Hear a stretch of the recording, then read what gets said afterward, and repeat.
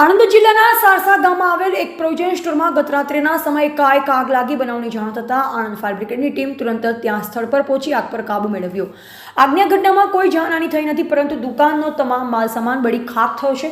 આણંદ જિલ્લાના સારસા ગામમાં bus stand પાસે જયેશભાઈ શંકરભાઈ પટેલના માલિકીનો પ્રોવિઝન સ્ટોર આવેલ છે। આ પ્રોવિઝન સ્ટોરમાં ગતરોજ રાત્રિના સમયે એકાએક આગ લાગી। જોતજોતમાં આગ બેકાબુ બની, જેથી આ અંગેની જાણ આણંદ ફાયર બ્રિગેડને કરવામાં આવી। આણંદના ફાયર ઓફિસર ધર્મેશ ગોરની સૂચનાથી ફાયર ફાઇટર અવિનાશ પરમાર, જયેશ ઠાકોર, ભાવેશ્વરુ, અશોકસિંહ સોલંકી અને નરેશ ચરપોટ તુરંત જ ફાયર ફાઇટર લઈ ઘટના સ્થળે પહોંચ્યા અને પાણીનો મારો ચલાવી આગ પર કાબુ મેળવ્યો।